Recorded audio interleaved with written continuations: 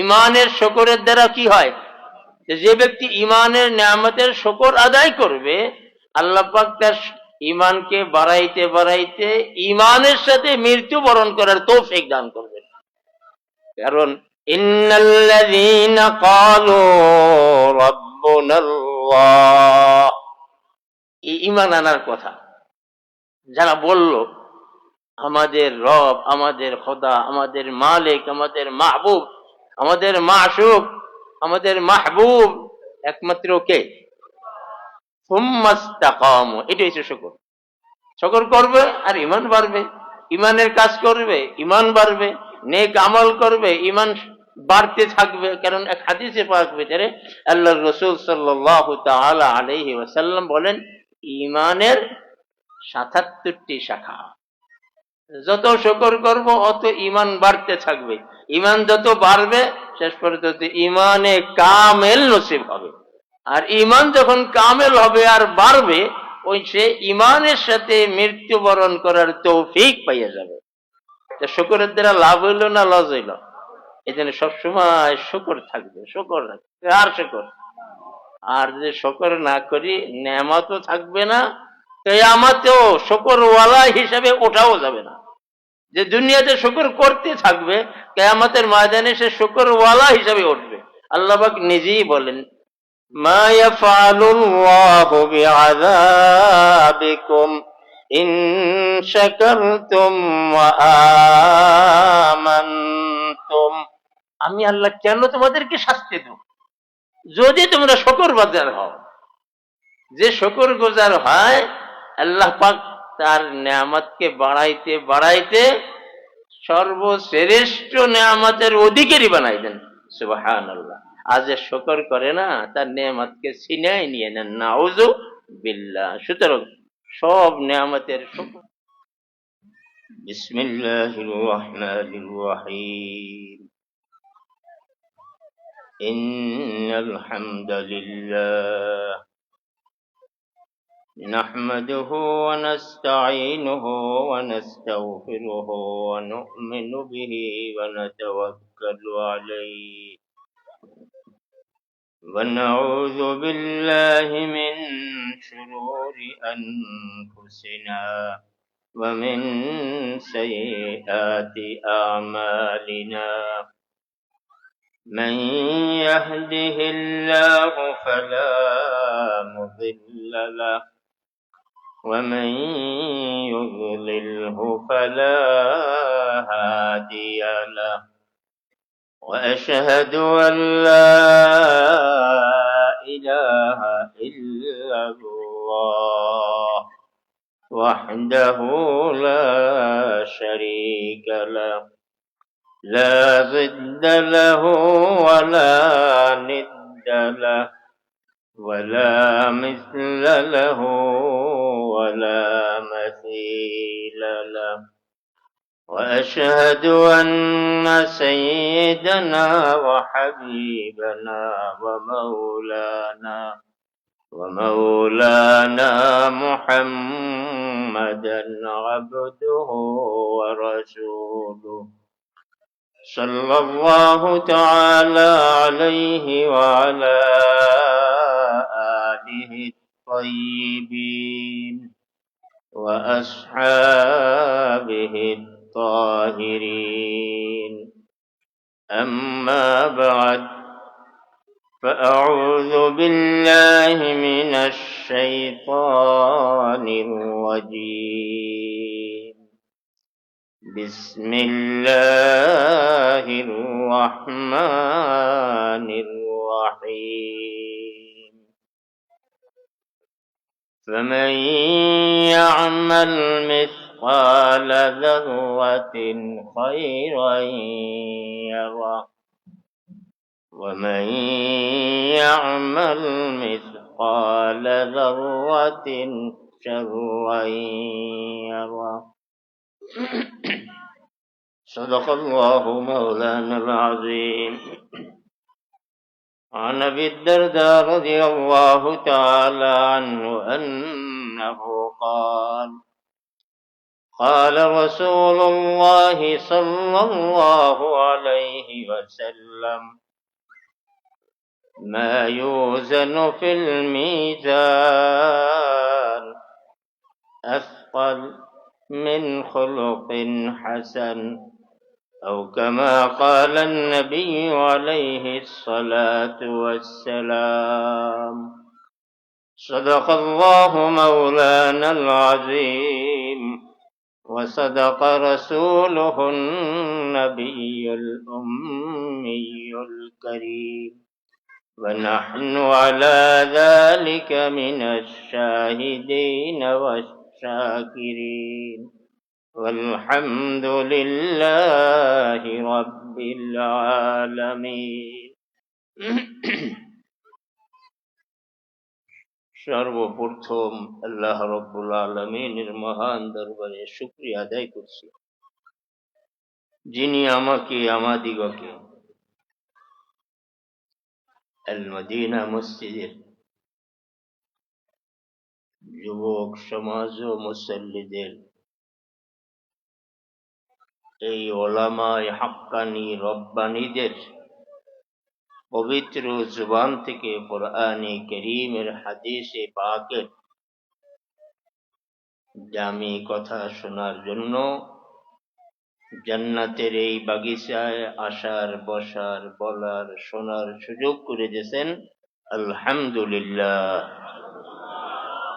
এই পর্যন্ত যে আলোচনা হয়েছে তা, সামনে যা হবে শেষ পর্যন্ত দোয়া পর্যন্ত সব ধীরস্থির ভাবে শুনে এরপরে আমল করে আল্লাহ পাকের কাছে প্রিয় হয়ে শেষ নিঃশ্বাস ত্যাগ করার তৌফিক দান করেন।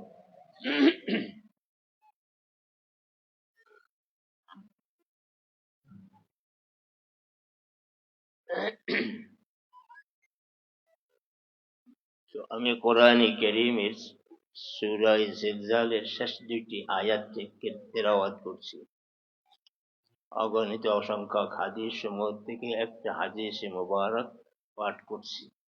এর আলোকে দুই একটা সামান্য সময় অল্প কথা বলেই দোয়া চেয়ে শেষ করার চেষ্টা করবো ইনশাআল্লাহ।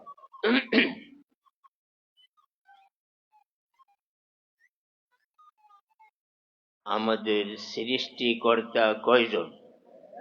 কে সে? আমাদেরকে দুনিয়ায় পাঠাইছেন কে? আবারই ফিরে যেতে হবে কার কাছে? কি নিয়ে যাব?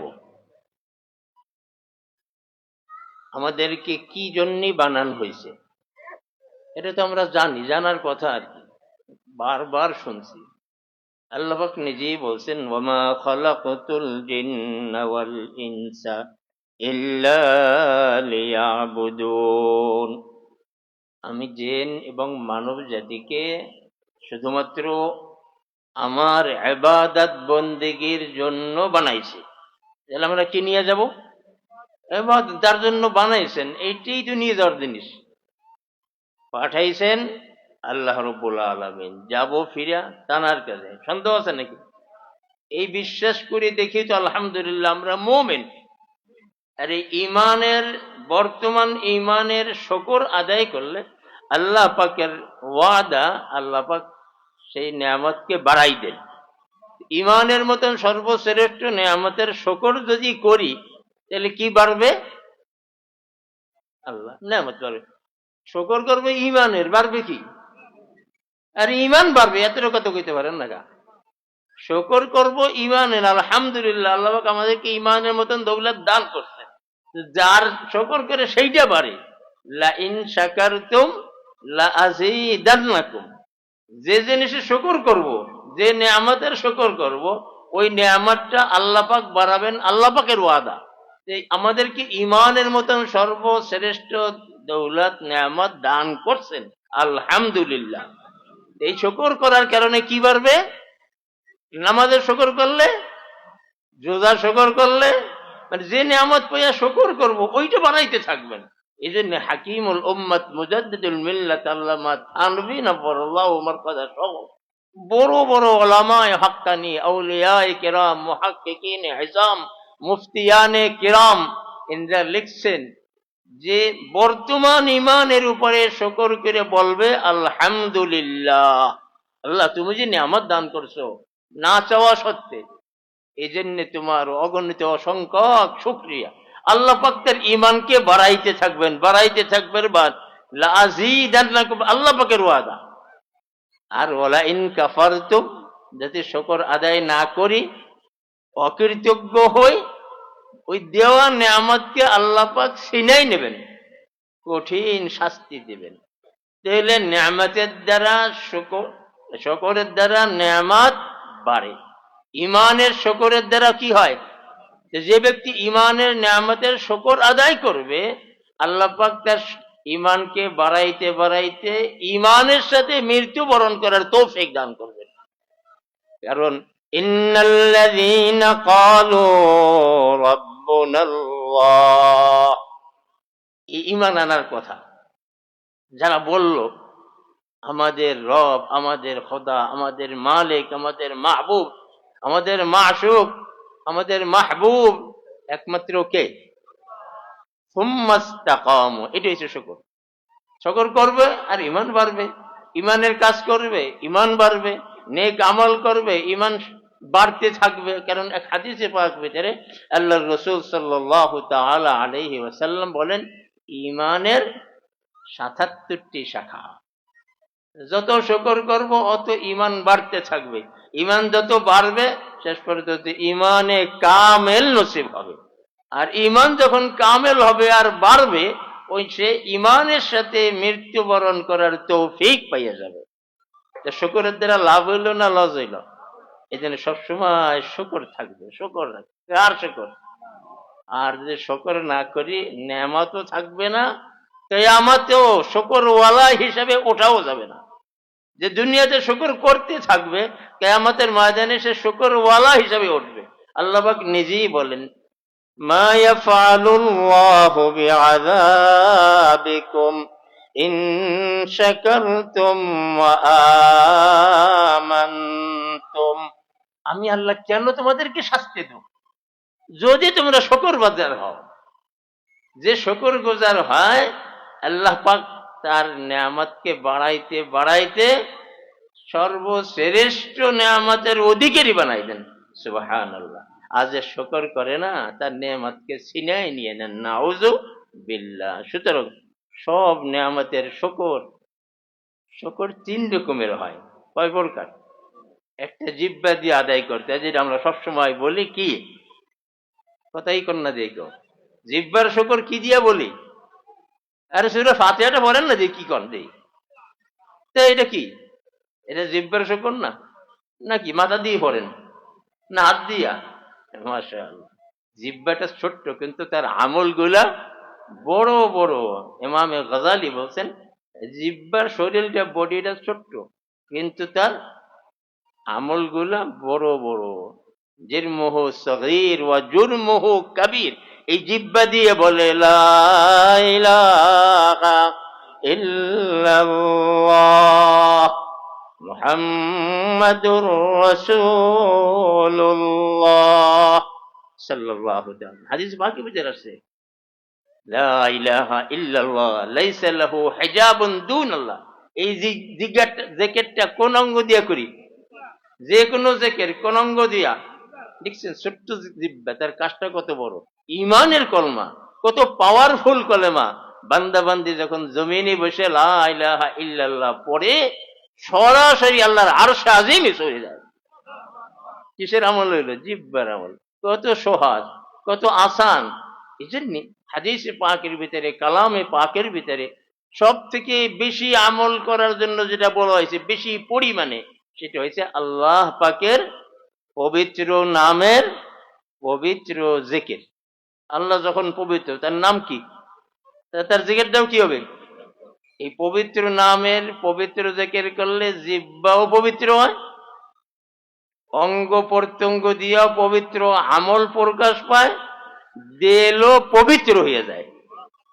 জিহ্বা পবিত্র, অঙ্গ পবিত্র, তার দিল পবিত্র, তার ঠিকানা আল্লাহ পাকের পবিত্র জান্নাত, আল্লাহ পাকের মোহাব্বত, আল্লাহ পাকের সন্তুষ্টি। সুতরাং জিহ্বাটা ছোট্ট, আল্লাহ পাক নিজেই বলেন বান্দা এই জিহ্বাটা কে দিয়েছেন আমাদের? সকল অঙ্গ প্রত্যঙ্গের কিন্তু অসুখ হয়, বিশেষজ্ঞ ডাক্তারও আছে না? নাই না? এক ডাক্তারই সব রোগের বিশেষজ্ঞ, এরকম আছে নাকি?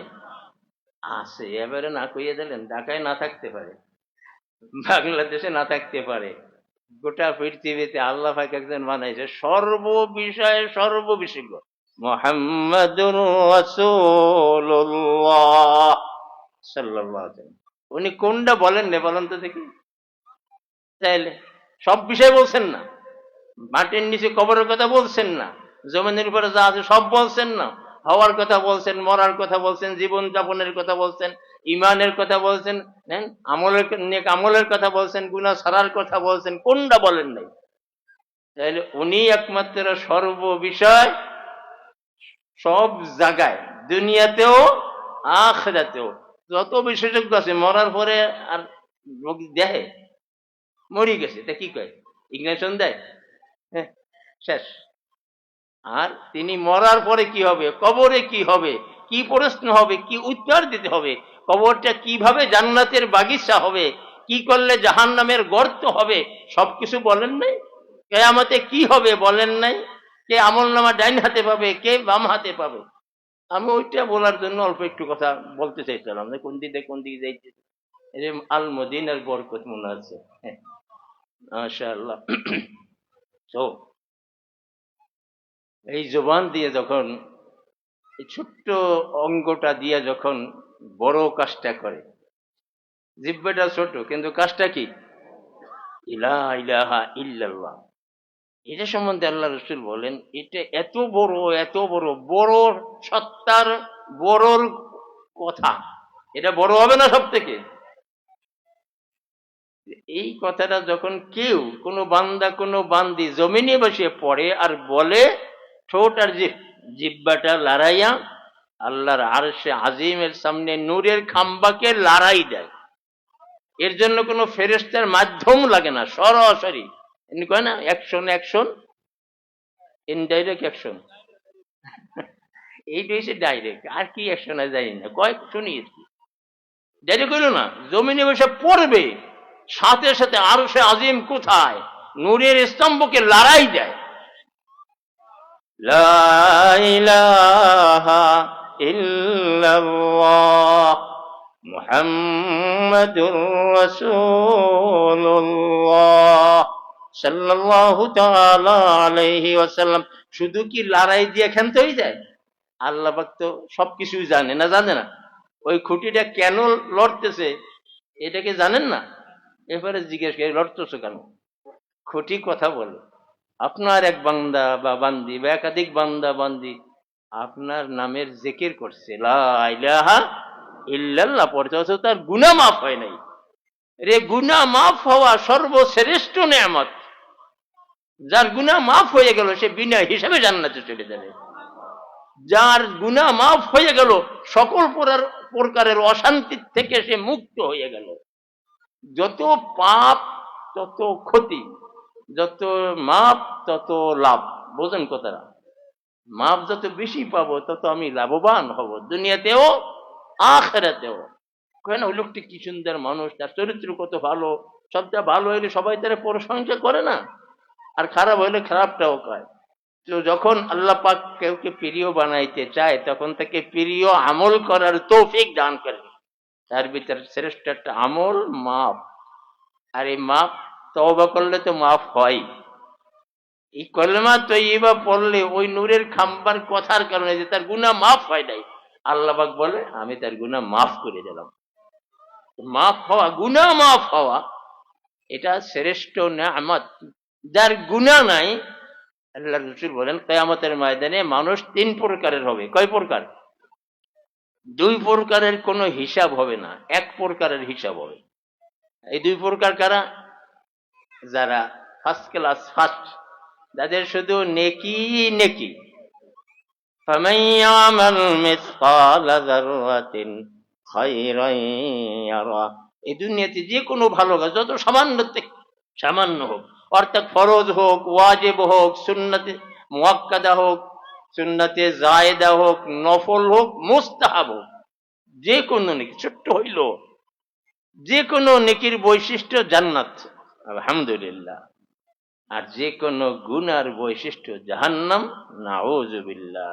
সুতরাং কোন নেকিকে তুচ্ছ আর ছোট মনে করব না, এটা আমার জান্নাতের আমল, জান্নাতে যাওয়ার মাধ্যম, আল্লাহকে সন্তুষ্ট করার মাধ্যম করে দেখি।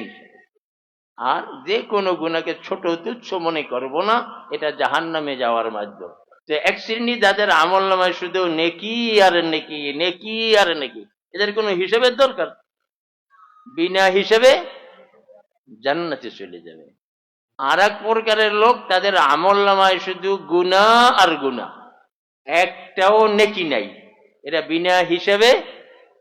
কোরআনে কারীমের ভাষায় আল্লাহ পাক বলেন, আসহাবুল ইয়ামিন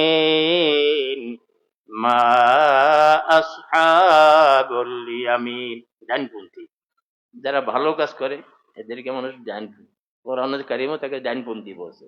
আর ডাইন ভালো, তারা ডাইনে চলে জান্নাতে চলে যাবে বিনা হিসেবে, ঠিক আছে। আর এক গ্রুপ আছে বামপন্থী, নাস্তিক, মুশরিক, কাফের, মুরতাদ, এরা সব বিনা হিসাবে মাঝখানে থেকে গেল, আমার মতন ভেজাইল। নেকিও আছে, অর্থাৎ নামাজও পড়ি, মিথ্যা কথাও কই, নামাজও পড়ি, অন্যের হক নষ্ট করি, নামাজও পড়ি, চুরিও করি, বিভিন্ন রকম ভালোও করে। এই জন্য দুই হাত একসাথে পরপর আল্লাহ নাযিল করেছে, ফামান ইয়ামাল মিসকালা যাররাতিন খায়রান ইয়ারা।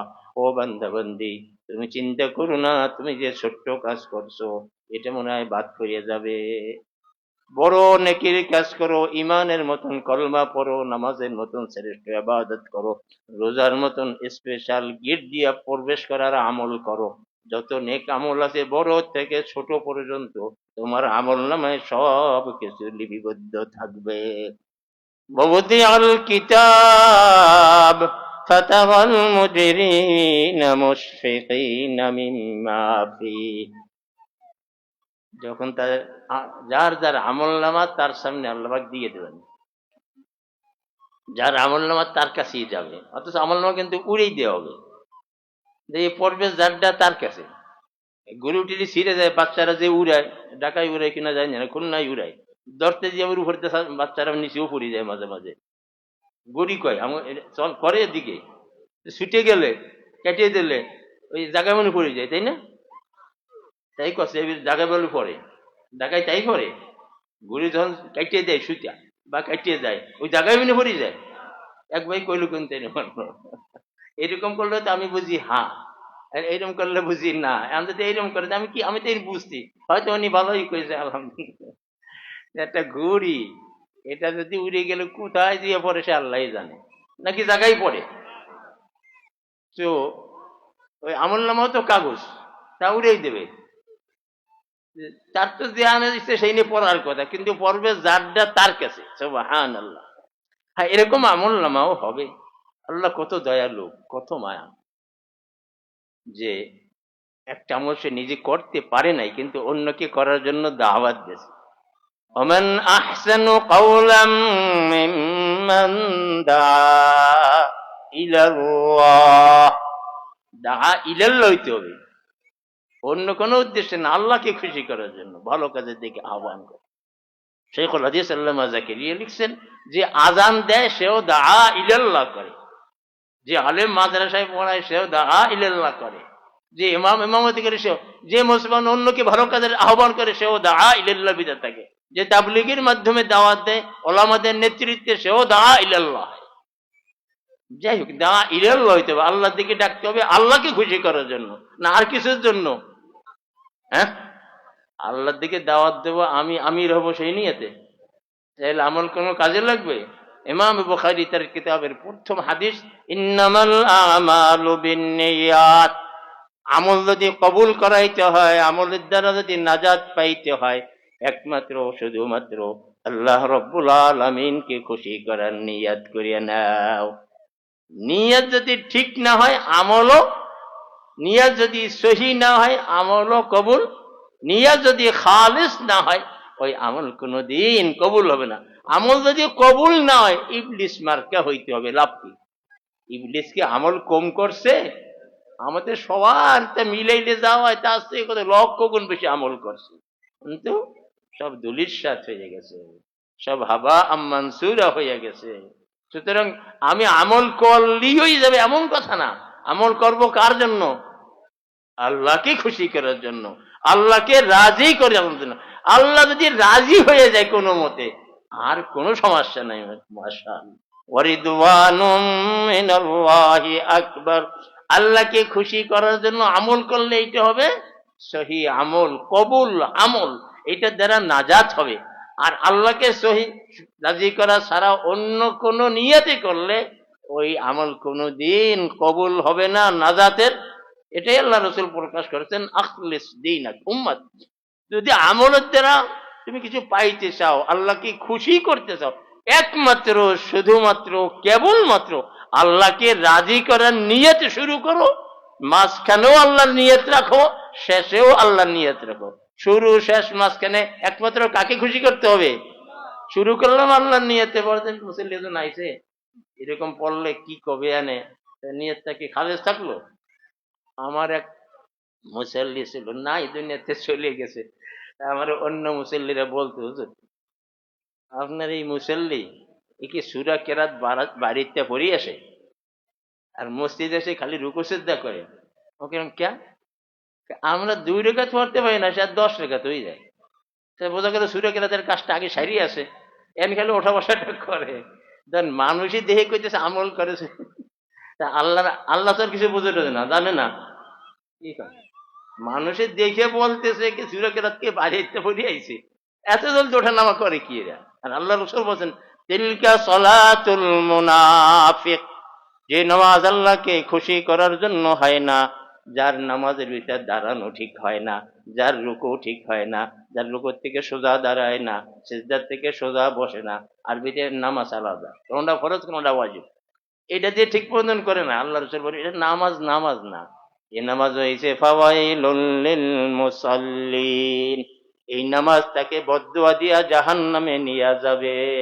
নাউযুবিল্লাহি মিন যালিক। সুতরাং নামাজের মতন হইতে হবে, তাইলে পরে ওই নামাজ মুক্তির জরিয়া হবে, নাজাতের ওসিলা হবে।